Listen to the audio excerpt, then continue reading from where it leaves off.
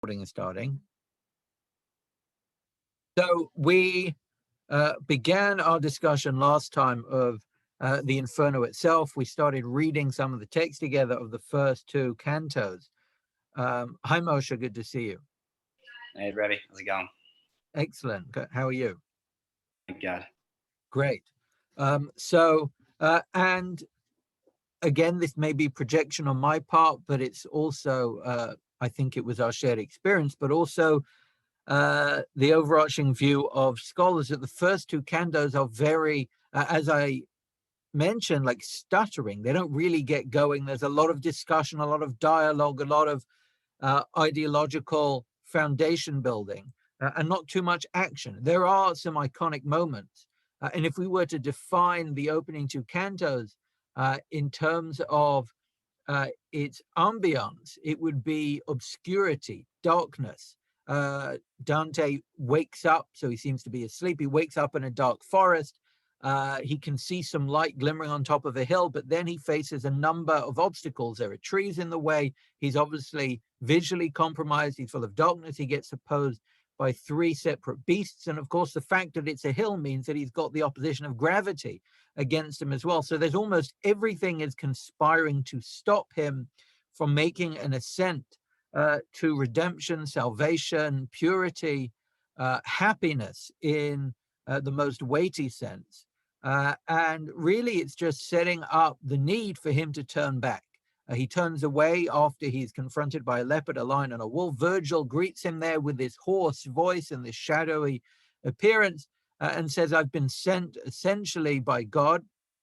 I had a conversation with your good friend Beatrice, who sent me here to guide you, and you're going to have to go down in order to get up.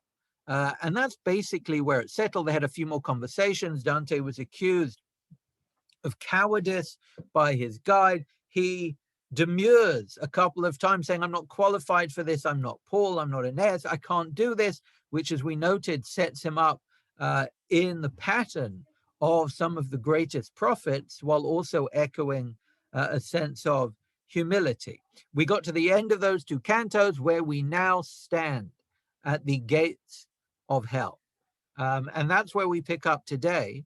And our aim today, I said we'll aim for 4, but I think what we'll end up aiming for is for 3 cantos, which is going to be cantos 3, 4, and 5, for those who are keeping score.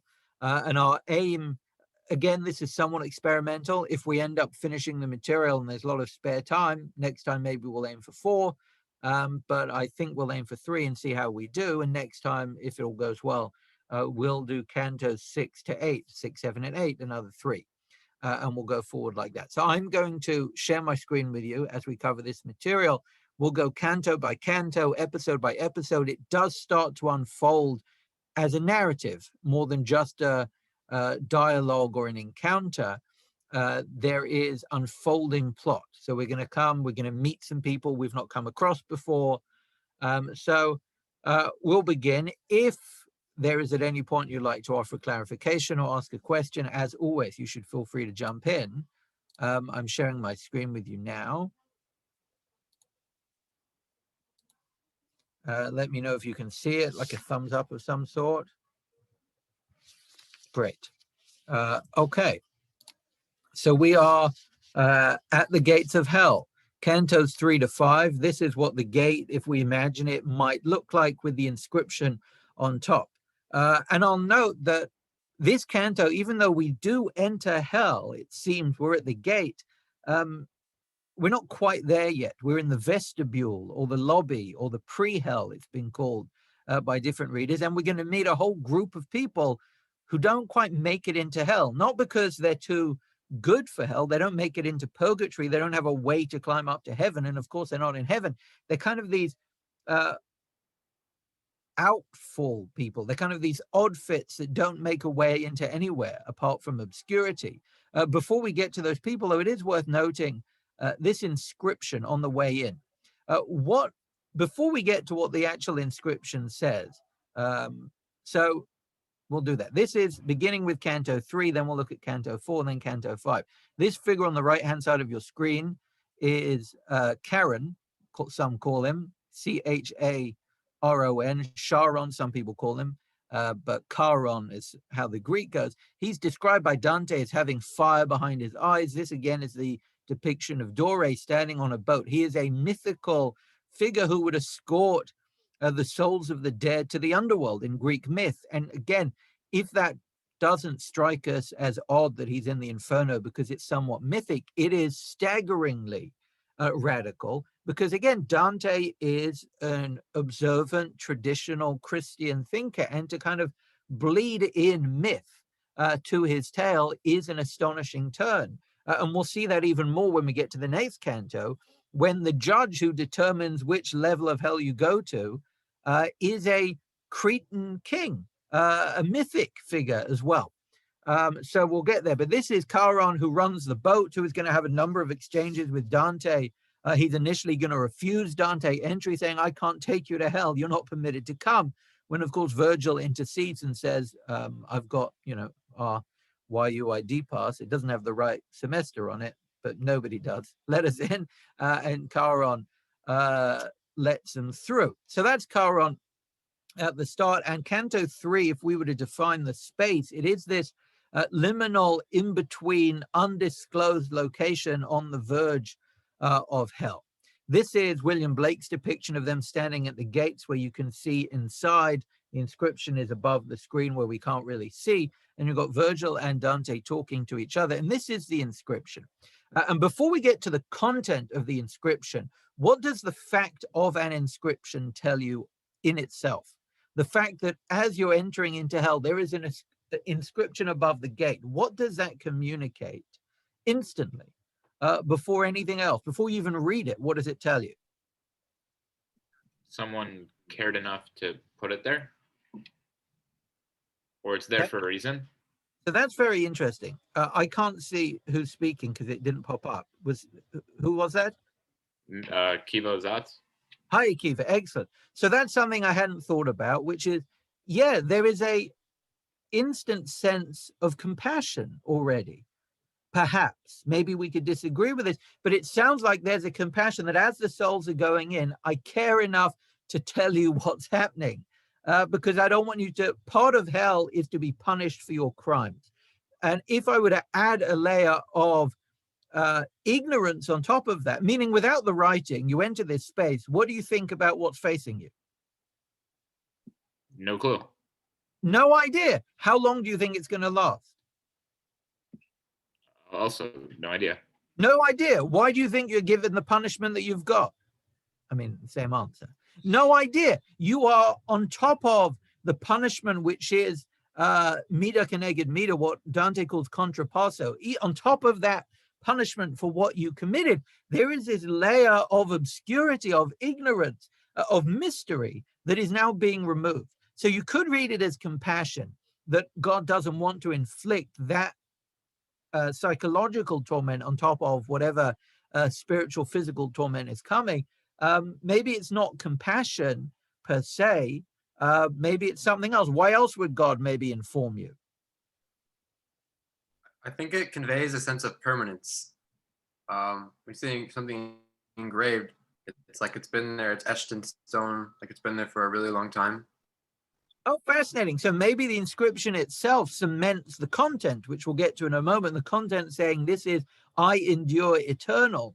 And the fact that it's inscribed and not kind of like put on a post-it note or something is communicating that permanence. That's absolutely possible. It's also possible that God is doing this not out of compassion and not just to communicate the weight and the permanence, but also out of a sense of justice. It would be unjust for God to leave you in that sense of mystery. If you're being punished for what you've done, that mystery, that psychological torment would be unjust. So there's a need for it. So we've got a number of different layers as to what this inscription does. It also communicates something because how else could Dante have understood this message? He's got somebody, here's your clue, at his side. What would another way for Dante to communicate this message be? Dante the poet have a message to communicate to Dante the pilgrim who's in the poem. How else could he have found out these words? Just have Virgil say them to him? Yeah, Virgil could have come to this gate, which is unadorned, uninscribed, And you can have Virgil say, now, through this door is the way into grieving city. He could have quite easily had it said to him.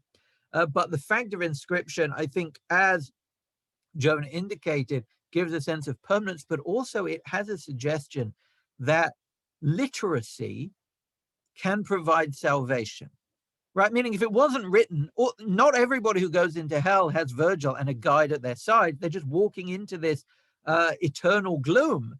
And if they don't have a guide and it's not written anywhere, they don't know what's happening. But just having literacy, having knowledge and wisdom can provide you a level of consolation and comfort and redemption. So already we've got a number of hints here that knowledge is the key to salvation. And although they are going to spend quite a while in pain, it is going to be alleviated, not because you know it's going to end, but because you know what it is.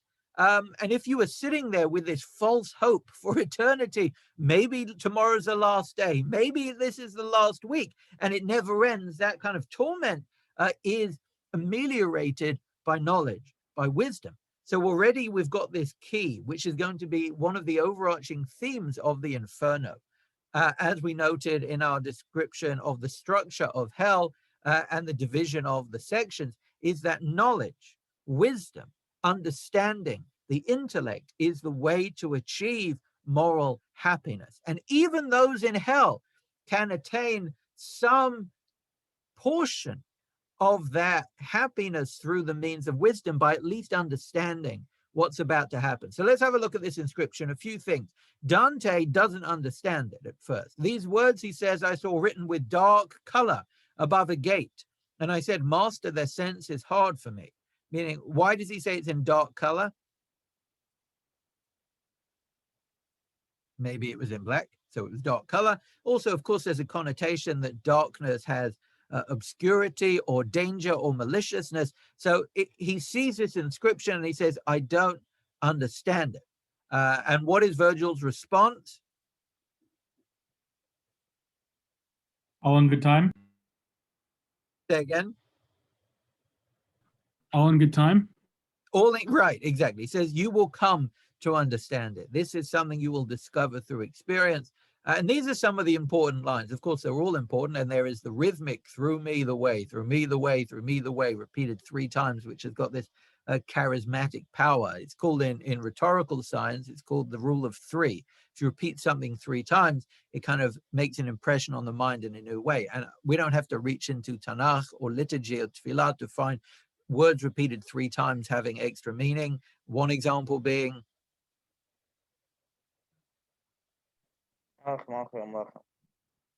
say again. Malchem, Lachem, Kadosh, Kadosh, Kadosh. Exactly. The threefold repetition secures meaning.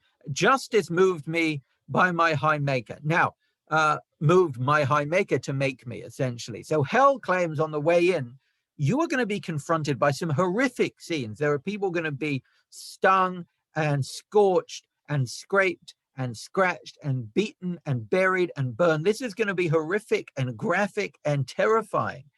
We already have Dante crying in these first few cantos as he gets into hell. This is going to be terrifying. And there may be moments at which Dante the pilgrim and us the readers are going to say, this seems insane, over the top, just give it a break. And Dante has hell proclaim at the outset. You're going to be squirmish. You're not going to enjoy seeing what you're about to see, but it is necessary. By what? By justice. Because without this, there is no justice. And this is responding, as we noted a couple of times ago, to an idea of the ancient world that there's something called neutral death. There is no moral judgment at the end. We all live the lives that we live on earth. And then when we die, our souls go to some underworld. For those of you who've seen Disney's Hercules, you know what the Greek river of souls is. They kind of go down there. There's no real punishment. There's no reward. Really, you kind of all just float in this emptiness for eternity, which was neutral death. And that developed in Greek culture over time. But that was a permanent fixture of Mesopotamia and Persia. We're getting up to Purim next week. There is this sense in Mesopotamian myth and elsewhere that the world of the dead, the underworld, is a neutral place where no one's judged, which of course has the great benefit of everybody being treated equally. But of course, the drawback is there seems to be no justice in the world. Someone like you're suggesting that Moshe Rabbeinu and Hitler are just swirling in the same pool of souls for eternity. It's unconscionable. So even as we go through these cantos and through these circles and we see sights that are haunting and horrific, we remember this line at the beginning, that justice motivates my presence. And this is hell embodied, speaking for itself above this gate, saying, don't judge me because I am here because of justice. Yes, Jonah. Just kind of more general question. Is the idea of eternal damnation, is that something explicit in the Christian scriptures, or like where does that even come from? That we will come to in about a minute and a half, maybe before that. So good question. So the first line we're going to draw attention to is justice moved my high maker. The second line, divine power made me, highest wisdom and primal love. Before me no things were created. Why was hell except eternal ones? And I endure eternal. Excuse me. So hell's claim is nothing was made before me apart from the eternal ones, meaning angels and heaven was made before me. Why was hell made first? Why is that the first thing God makes, logically speaking? Yeah. To show that the world is created with justice in mind. Right. If the claim is that without hell, there's no justice, it's almost a necessity that God has to forge this dark cavern, knowing that there will be sinners on earth and there needs to be justice. Without hell, that can't be an afterthought. Without hell, I've created an unjust space on earth. Anyone know a midrash that suggests what was created first? Yeah. Go on, Jonah. It was like there's an attribute of judgment, and then God kind of regretted it. So then he created the attribute of mercy for the world, right? So there is a midrashic tradition that suggests that. There is a midrashic tradition that tends to be cited around Elul every year, that the first thing God created before anything else was tshuva. And we actually do have some of the piyutim that make that claim that repentance was created before anything else. Rabbi Sachs actually has a reflection on this, suggesting almost the same premise, that it's understood that human beings will sin. But this idea that to address that reality that human beings will fail, I need to create justice means I need to create a space for them to be punished. Whereas the midrashic tradition suggests that actually God's reaction to that reality is I need to create opportunity for them to improve. And maybe that can be the route to justice. When Gehenna is created in Jewish tradition is a different question. But here, at least, we have this idea that hell's created first to account for justice, abandon hope, ye who enter here, again, suggesting that this is eternal. Have no hope. Now, Jonah's question is an important one. I endure eternal, because it is not straightforward revealed truth, even in the Christian tradition. It's been a long-standing debate between these two figures on your screen. Origen, a Christian thinker on the top left, and then on the bottom right, you've got St. Augustine, who debate ferociously this question. Origen suggests that hell is not eternal. There will be a time when hell relinquishes all its souls and everyone will be redeemed and meet in the kingdom of God, and hell will disappear for the reason of justice. That's his claim, because it would be unjust that these people should suffer for literally eternity, was Origen's claim. It's unconscionable. And what we'll see over this canto in particular is this space, this vestibule to hell, is almost a moral loophole or a moral way to get around some of the theology that we're going to be facing here, and the next canto we'll see as well, because there are always questionable issues of harsh abstract theology, and the idea that justice requires eternal damnation for Origen seemed unconscionable, but Augustine came along and said, you're weak, you're caving to your emotional, sentimental, moral need to stop people suffering, but this is justice, this is their just deserts, and you shouldn't push back, and hell doesn't disappear. And this debate wasn't just ancient between these two church fathers, but persists today. There's a book published only a few years ago called Hell Under Fire, where it kind of surveys the recent movement in traditional Christian circles, Catholic circles as well, to essentially repeal the dogma of hell, to repeal the doctrine of hell. The idea of eternal damnation, where there are devils poking you with hot pokers forever and ever, and there's suffering, to some degree has been foreign from Jewish thought from the start, although it has cropped up on occasion. But it's been quite permanent in the Christian imagination, and some of the more modern Christian figures found it anathema to moral thought, that there's a place where people are tortured for eternity. And there was this idea that we should remove it from our doctrine. And one of the popes, actually, in the 1970s, came out with a doctrine suggesting that hell isn't a real thing, and this kind of imaginative idea that we see depicted in Dante and other medieval figures and some of the writings of the patristic figures before that, it's kind of metaphor. And really, hell is just the condition that our soul is in at the end of our life, depending on how we function. There are figures who disagreed. And actually, I just wanted to put this line on the screen because it references Dante. This was a line from a Christian thinker who suggests that hell can't possibly go away, that all this modern notion that hell isn't real is basically caving to wokeness, whatever wokeness was in its previous instantiation 2 decades ago. And he says some conservative Catholics were unmoved by what the Pope said, that it's not a real place in the afterworld. As an Australian priest opined, because hell is not popular these days, we cannot conclude that it is not populated.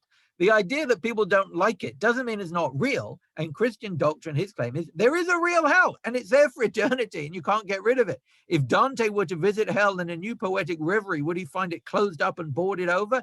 Says we can't just come along 400 years and say, we don't like this doctrine, let's get rid of it. It's not popular, but it's populated. So that debate has been long-standing, and Dante is used as his figure to suggest, which might go against the grain of our reading, where he says quite explicitly, I'm not depicting a real vision of the afterlife. I don't know what the afterlife looks like. I'm trying to stress a moral lesson about life on earth, but he is being used here to suggest that hell is eternal, and we can't just write off the doctrine when it becomes unpopular. So that's all just to do with the inscription before we even step in. Now, after the inscription, we get to these figures. This is William Blake's rendering of the next group of figures. There's somebody standing here at the front holding a flagpole with nothing on it, a banner. And you've got these figures clutching each other's faces. Why are they all clutching their faces? Shame. Shame. And what's happening to them? They're being attacked by flies. Flies and wasps and bees and insects are stinging them till they cry. And then these worms at the bottom are eating up the tears and their blood. It is, we already have an incredibly graphic image of suffering. And we're not even in hell yet. We've kind of got to the gates, but we're in the vestibule, in the foyer, the lobby, where you've got these people running around being stung by insects, clawed by worms, and relentlessly running after meaningless, aimless banners. And Dante turns to his guide Virgil and he says, who are these people? And what's the answer? You say cowards? Say again? Did he say cowards? Cowards, but not just cowards. It's kind of more specific than that. There's cowardice associated with them for sure. What was the form of cowardice that these people or these beings embodied? Indifference. Indifference, neutrality. These are a combination of neutral angels. What are neutral angels, you may ask? The prehistory of Satan in Christian tradition is that Satan was an angel in heaven that had he had a different name when he was an angel. What was his name? Anybody know? Lucifer. Excellent. Lucifer, which is the name of the cat in Cinderella as well, independent of this truth. Now, Lucifer literally means in the Latin, bright one, bright shining star. And it's actually a translation of a name in Yeshayahu. Anyone know what name in Yeshayahu it's a translation of? Hallel ben Shechar. So if you look that up in Yeshayahu, you can search it on Sefaria or on Bar Ilan. Hallel ben Shechar is described in Yeshayahu as a figure that was a bright star that was up in the heavens and then had hubris and thought they could conquer God and then fell down into hell. And the Jewish commentators suggest this is talking about a Babylonian king who tried to oppose Jewish national independence. But the Christian tradition went running with it and said, this isn't talking about an earthly king. It's talking about an angel at the dawn of time. Before humanity was born, God had a retinue, a repertoire of angels all around him. And one of the great hopes, Lucifer, stood up in rebellion and wanted to take power away from God. Of course, God wins, throws him down. That's how Lucifer becomes the angel. Now, in that great cosmic war between factions of angels, which is depicted at great length in Milton's Paradise Lost, 2 or 3 books are dedicated to the wars of angels, Dante is suggesting, in line with Christian tradition, that there were neutral angels. There were some angels that saw this war unfolding and thought to themselves, you know what, I'm going to sit this one out. I kind of identify with Satan, his frustrations, but I also understand the incalculable odds that he faces. So I'm not really going to participate, or just indifference. I'm not interested in this war. And those neutral angels are in this zone. And he says not only neutral angels, but also people who earn no praise nor infamy, people who live neutral lives, which is actually very reminiscent of the way we saw Malbim describe the Moshav Leitzim, the people who don't do Tov and not Ra. They kind of don't do anything. They kind of just flop about and don't do anything. So these are the neutral figures. And what Dante is suggesting here is that being human requires a commitment to commitment, essentially. You have to express commitment to be worthy of the identity of humanity, or creature, we should say, because there are angels in this realm as well. You have to be committed to evil to be worthy of being in hell. Now, of course, being in hell is not a pleasant experience, but at least you're remembered. What we are given when Dante is in hell is the names of the people that he meets. And as we come up to Shabbat Zachor, it's worth noting, of course, the paradox, the tension we all face every time we have Shabbat Zachor is we say, you should never remember these people. Who should we never remember? Amalek, Amalek, Amalek. Never remember Amalek. Don't remember Amalek. Wipe the name out of Amalek. And then we keep saying the name while we're saying we need to wipe them out. And of course, there is a level of infamy associated with what we need to name as evil. But there is something preserved in that which fills them out as a personality. That's not a reward, but it is an identity. And these people in this neutral vestibule in this zone, they don't have an identity. They've lived an indifferent, non-committal life, which leads them to float around literally aimlessly. But it's not kind of the pleasant aimlessness like when you're sitting on a nice deck chair by a pool and you're staring up into space. That feels aimless, but that's quite pleasant. This is manifest aimlessness, where they spend eternity chasing an empty banner. So it is constant motion, but in the pursuit of nothing. And they are terrorized by insects and worms, which are seen, at least in the medieval mind, as the product of decay.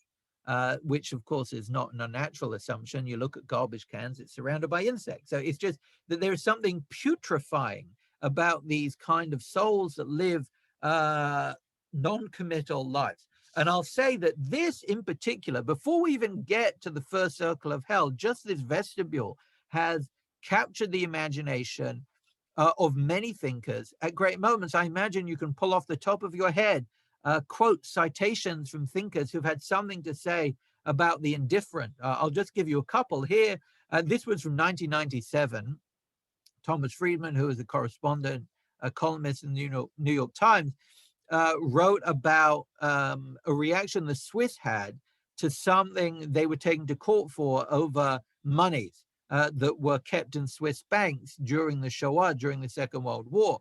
And he says there's this neutrality myth where Swiss banks keep coming along and saying we shouldn't be punished. We weren't on the German side. We were officially declared neutral. in the Second World War. So we shouldn't be penalized. We weren't on their side. And this is what he has to say. In virtually every article about the dispute between Swiss bankers and Jewish groups over bank accounts of Holocaust victims, there is a historical reference that is blandly repeated over and over. Switzerland was neutral during World War II. And every time I read that reference, I can't help thinking, what does it mean to be neutral between the perpetrators of the worst crimes against humanity in modern history and their victims? What kind of claim is that morally to say I shouldn't be prosecuted, I shouldn't be penalized? I was neutral between horrific malice and innocent victims. What does it mean to say that the same rules should apply to the money of both? Meaning Swiss money should be treated the same as Jewish money. Both of us were not with the Germans. That is such a logical fallacy, his claim. What does it mean to put yourself outside history? And it's that term outside history that applies to this realm. We don't need to go further. Abram Joshua Heschel has been cited. Elie Wiesel has been cited making this claim, although Elie Wiesel didn't make this statement. He said it slightly differently. But Abram Joshua Heschel did say this in the context of the civil rights movement, where he marched with Martin Luther King, where he said this statement: indifference to evil is more insidious than evil itself. It is a silent justification avoiding evil acceptability in society. Now, the way that Elie Wiesel is claimed to have made this statement is that the opposite of good isn't evil. The opposite of good is indifference. Now, logically, that doesn't sit quite well. The opposite of good is evil. But this is a little more nuanced to suggest that indifference is more insidious than evil. Evil is more evil than indifference, but there's something insidious about indifference in that it permits evil to flourish. Being neutral, putting yourself outside history, empties yourself of agency. And in fact, having mentioned who Abram Joshua Heschel marched with, I will share an image of MLK, Martin Luther King Jr., and this may surprise you, it surprised me, that the 12th century text that we're reading now was cited in the 1960s by a leading figure in the civil rights movement. Now, if you don't hear anything, tell me, because I'm going to play a little clip. Chosen to preach about the war in Vietnam today because I agree with Dante that the hottest places in hell are reserved for those who in a period of moral crisis maintain their neutrality. There comes a time when silence is betrayal. So I think there are two comments we can make about that citation. The first is there is a slight inaccuracy in MLK's citation. What's the inaccuracy? They don't want to pick it up? It's not the hottest place. Right. It's not the hottest place in hell. The hottest place in hell we haven't got to yet. It's in circle 7 and 8, where there are literally fires burning on people. There's no fire here. It's unpleasant, but it's not the hottest place in hell. But it is the most insidious part of hell, where there are people who are shadows of themselves, without identity, without a name, because they've stayed morally neutral, in MLK's terms, in times of moral crisis, where silence becomes betrayal. The second point I would make, beyond the slight technical inaccuracy, although he captures the spirit of what Dante claims here, is that it illustrates that this 12th century text and the claims that it's making, moral claims, philosophical claims, ethical claims, doesn't die in the 13th century. We're not just picking up a relic for the sake of being historically fluent.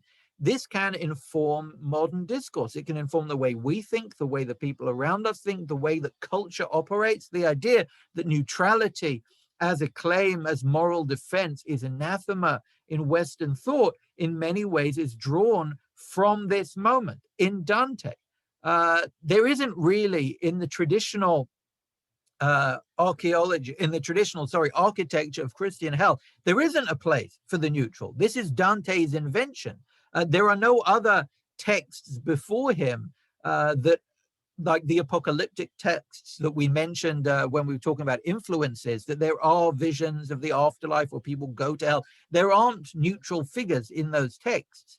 But here we have this essentially pocket of pre-hell being invented, which has gone on to inform much of what the West had thought. Now, in Jewish thought, But well, before we get there, this is just another illustration of what these people do, which dramatizes it a bit more, because you've got a bit more of a perspective where you've got these people essentially fleeing for eternity after this meaningless banner, just running and running and running. Of course, they're not dressed. I did try to make sure there was nothing explicit on the screen, but just running. That kind of dramatizes it more for us. Now, in Jewish thought, are there any views about indifferent neutrality? Are there any moral claims made about whether it's good, bad, or I guess indifferent? If I were to ask you to draw in a case, give me a source text in Jewish thought that touches just on this subject about being morally neutral on an important subject. Eov Eov, interesting. Go on, Zach. Why? Or give me the text or the source. wasn't he one of the advisors of Pyro, and he was indifferent. He ran away. Is that another one? Unbelievable. You said it and it comes on the screen. Sanhedrin Kuvav Aleph. Amram Chia Ba'abam Rab Simai. Shlosha Hayu Ba'ota Eitzah. There were 3 people who advised Pharaoh at the time when he was deciding whether to conscript Jews into slavery. Eloain, Bilam, Eov, and Yitro. 3 figures who appeared in Pharaoh's council when he had the question of whether to enslave the Jews. Bilam Shiatz Nareg. Bilam said, go for it, man. Good plan. And what happens to Bilam?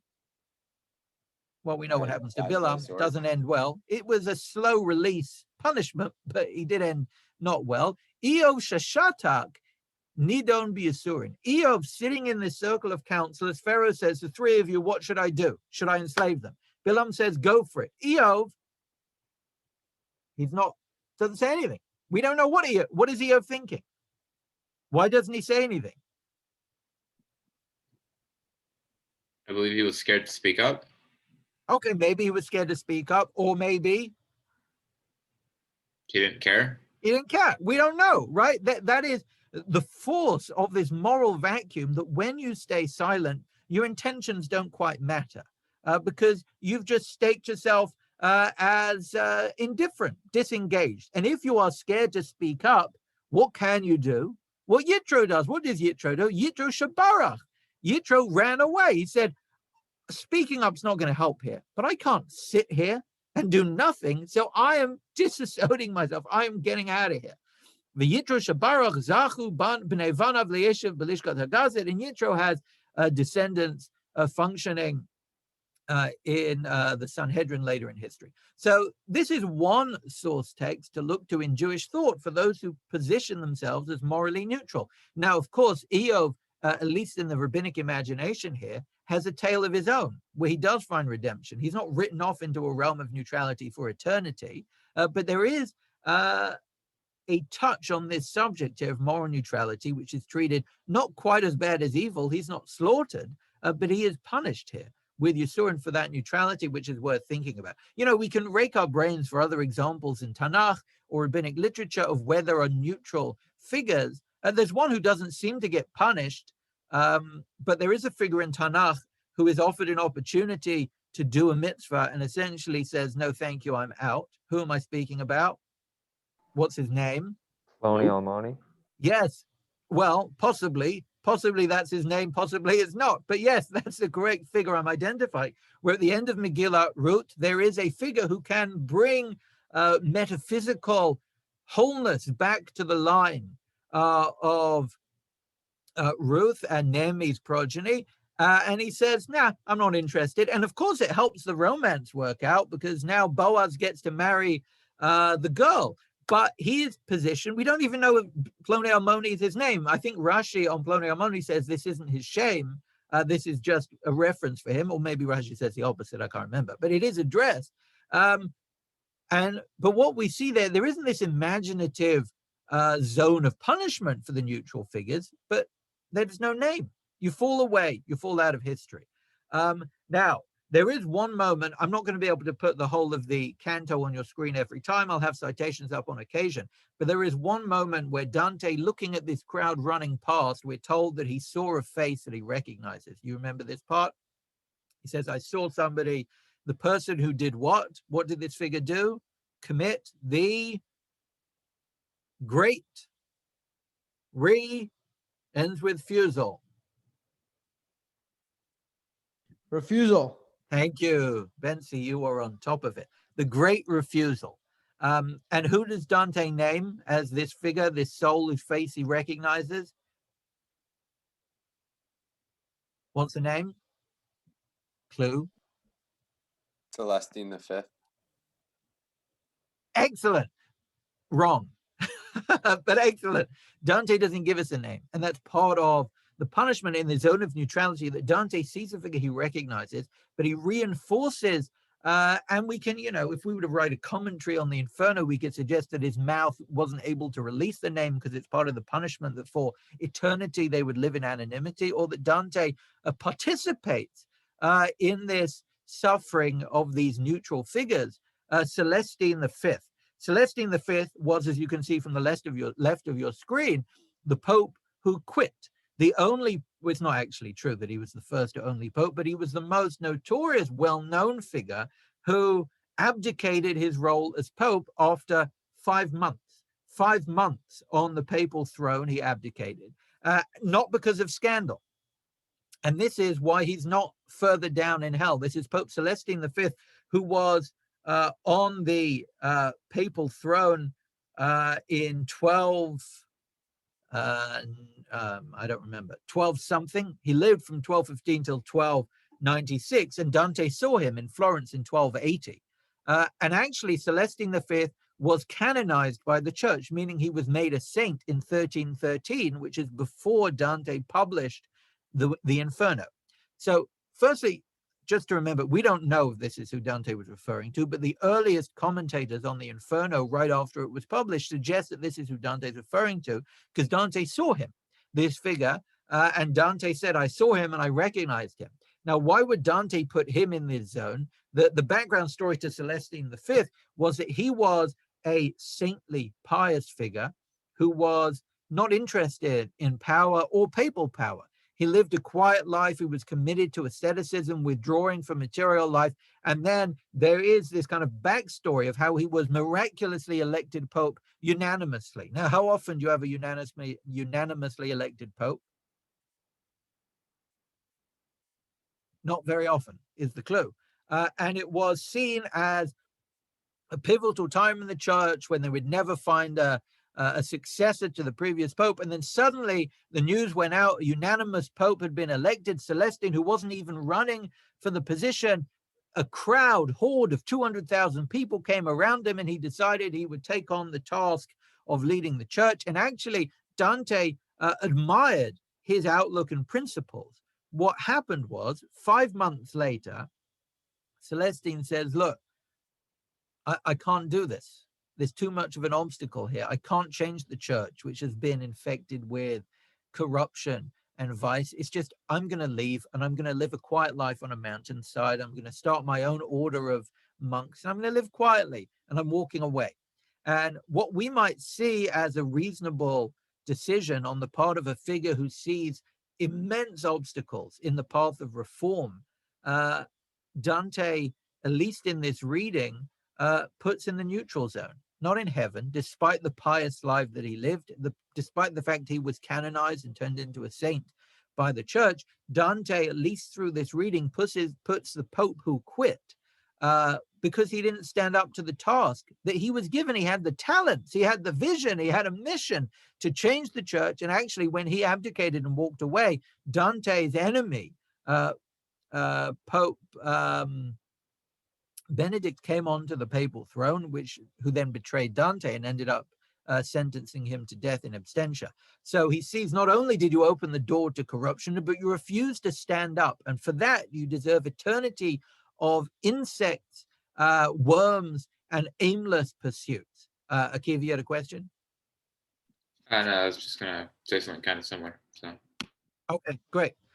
So that's the beginning of Canto 4. We've got these two, so far we've had two parts. We had the side of the inscription, and now the side of these neutral figures. As Dante makes it down the slope, and we have to remember, this is in a cave. Dante goes down into the gate of hell, and they're now underground, under the earth. So, which will become a question shortly when we get to the next canto, and there's a lot of wind.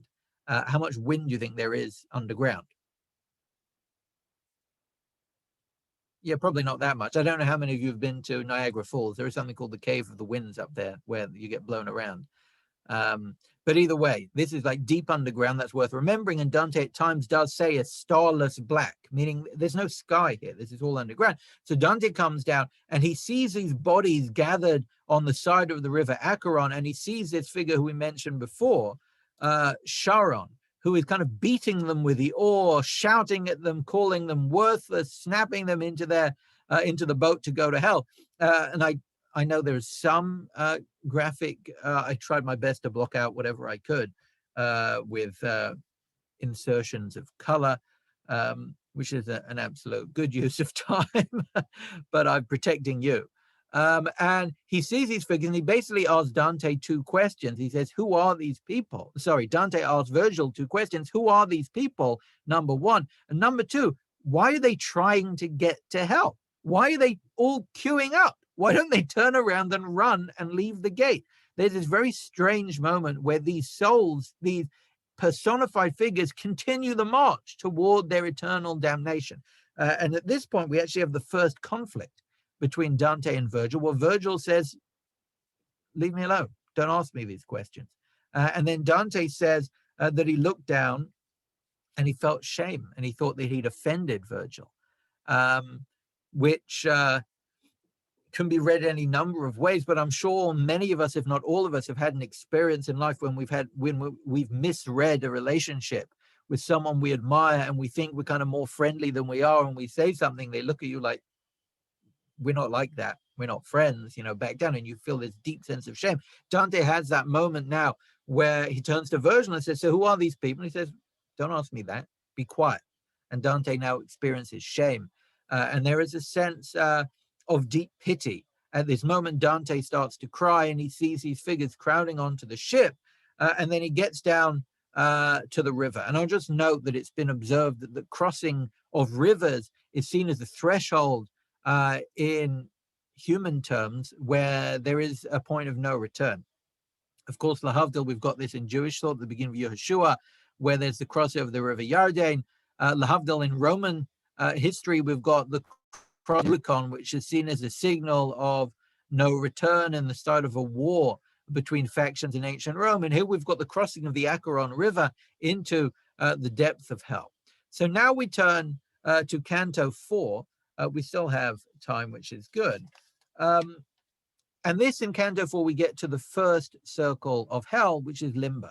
And it cannot be overstated how radical this is on Dante's part to forge the first circle of limbo the way that he did. Now, there are a couple of things to note about limbo, which I guess we'll do. This is the first thing that he sees, kind of not people who are really pained, but they're just kind of hiding under rocks from the light. And there is a point at which Dante turns around and he says to Virgil, can the people here, they don't seem to really be punished, and they're all here against it's not their fault that they're here. Is there a way that they can leave this place? And it's not purgatory, but can they leave this place either by means of themselves or by means of another? Which just made me consider that when we talk about Louis Nishmas, that the soul should rise. I should note in the context, and maybe Asha will be familiar with this, that in the UK, when somebody is got a yurt site, we tend not to say the neshama should have an aliyah, not because we've got an aversion to it per se, just that would be an unfamiliar turn of phrase to many Anglo-Jewish people to say the neshama should have an aliyah. Does anyone know what we say in England when someone's got a yurt site? So now you'll know. We say Chai Maruchim, which means long life. And we'll say Chai Maruchim, or if they're not that fluent, we'll say in English, we wish you long life. And I made that error when I first came to the States. I was a rabbinic intern. And I went to a shiv and I said to somebody, I wish you long life. And they looked at me in the most horrific way saying, I'm not that old. Why are you saying that to me? Like as if I was saying, you don't look like you're going to last very long. I wish you a long life. And it's like, no, that's not what I meant. That's in England, that's what we do. What we say at Shivas, we wish you Chaim Aruchim. And of course, you could have a lot of studies as to why that turn of phrase is used. But there is a theological conceit. When you say Louis Nishmat or the Neshama should have an aliyah, what assumptions are you making about the afterlife? That the neshama is somehow embodied in a certain space, at a certain hierarchy, at a certain level, that can ascend somehow. There is a physical, embodied, imaginative zone that we consider about the neshama when we make remarks like that. Le'ilui nishma, and the idea that I can give tzedakah and it helps them out is a version of moral eternal justice, where people's fate is not just impacted by how they're lived, but how they're remembered and how others live in their name. And the question is asked here by Dante to Virgil: can these people who are here by no fault of their own be helped by other people? This has metastasized in other faiths in different ways. I think I've mentioned in the past, maybe not, that the Mormon church has this doctrine that they can give you post-mortem baptism, essentially, where if they, and I should note, a lot of the names of the victims of the Shoah can be found in the records of the Mormon church. I actually did some of my research about the Malbim's life in the records of the Mormon church, because they went around scouring all the birth and death records of Jews of the Shoah. Why? Because they were humanitarians and they wanted to preserve history. Why? Because they convert them after death. Yeah, post-mortem conversion. They wanted to get these list of names so they could say certain ritualistic things and essentially convert these people after they had died, which of course Jewish groups and organizations, there was an outcry saying, you're going to take the victims of genocide and convert them against their will. You're going to torment in death those who were tortured in life. How dare you? But of course, this material is all kept by Mormons. But it's this idea that, again, has evolved over time, that some people who are, it's not their fault, that we can help them either way. So there is a response that some of them could leave at one point through a process called the harrowing of hell, which in Christian tradition, again, is not in Christian biblical text, but kind of built up in tradition separately, is that after their savior died, before he went up to heaven, he went down to hell and he pulled up all the Hebrew prophets who deserved to come out, because why should they sit in limbo forever? Now, this is where limbo comes in, which time is marching on. We're going to have to be quick. Limbo in Christian thought is essentially a moral workaround or stopgap measure to deal with theology that seems unjust. Theologically speaking, in Christian tradition, you need to be baptized to make it into heaven. Why is that, by the way? The baptism process, I don't expect anyone to really know the mechanics of why that's needed. But baptism is essentially a washing to rid the human being of what? Yeah, I don't expect anybody. Say again? Sin? Sin, but it's very odd. Why do you do it to babies? What kind of sins can babies have done? Original sin? Excellent. Yes, original sin. This is based on the assumption we mentioned a couple of classes ago, I think, when we defined the word grace, that in Christian thought, human beings are born sinful, not just sinful by inclination, but literally sinful, full of sin. Babies who have done nothing and can claim no moral responsibility for anything are sinful because they're human. And baptism is essentially a way of washing away original sin. So there was this now theological problem, which tortured Christian theologians, that what about babies who die before they can be baptized? Either stillbirths or that the baptism is arranged and then there's a tragedy and a baby dies overnight. They don't get into heaven. And that was one theological stopgap measure that needed to be dealt with. And the other one was, you're telling me Moses was never baptized. He didn't believe in Jesus. What happens to him? So in Christian thought, there were these two zones of limbo that was, again, a kind of stopgap measure to avoid the theology being unjust. There was what's called limbus patrum, which was this part of hell here. This is a depiction of the harrowing of hell, where you've got all the kind of Jewish prophets, the Hebrew prophets down in this zone who come, and that's Moses, a couple of other figures who are being gratefully removed in the harrowing of hell, and these demons are looking on saying, hey, how did they get out of here? That doesn't seem right.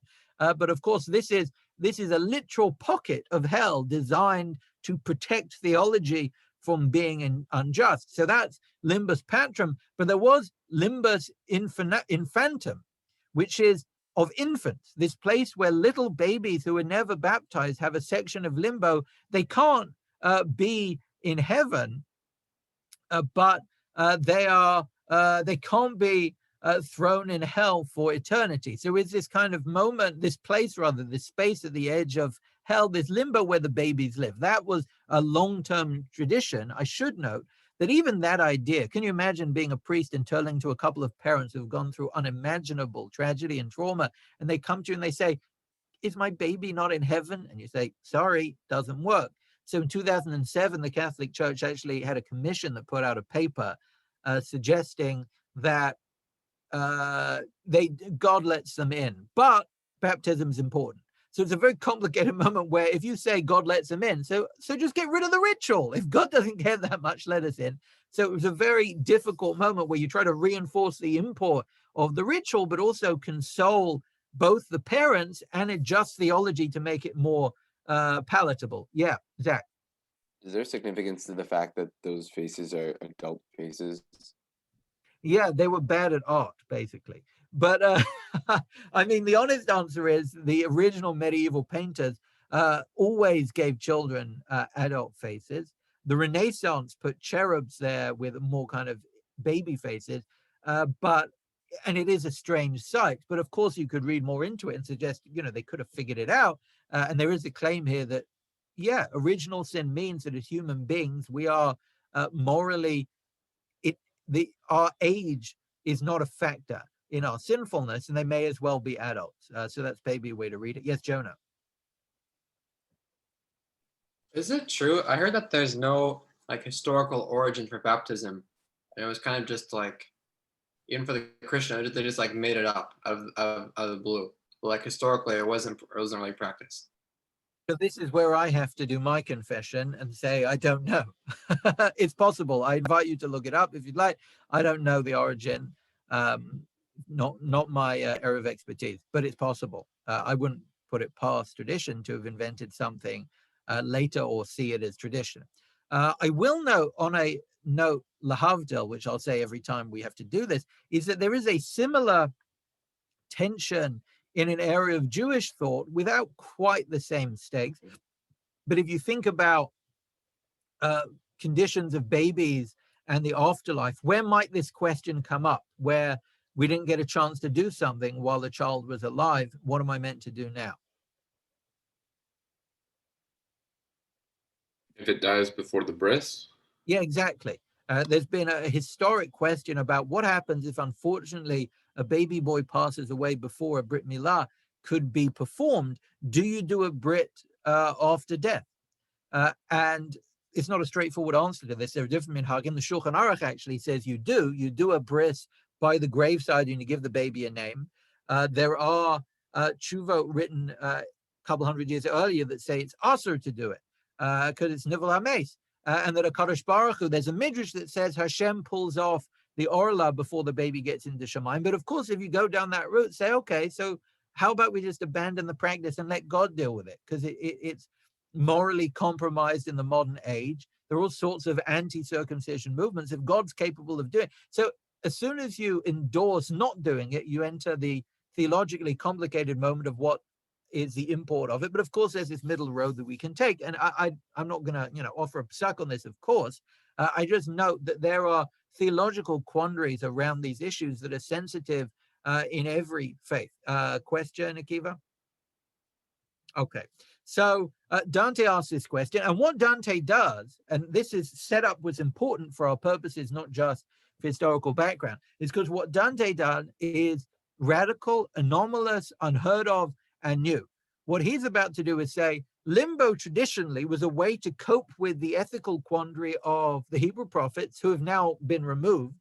So that's not a quandary anymore, and the babies. So really, in traditional Christian thought, after the harrowing of hell, which is positioned by Virgil in 34 BC, not BC, BC, not BCE, CE, 34 CE is when he positions the harrowing of hell.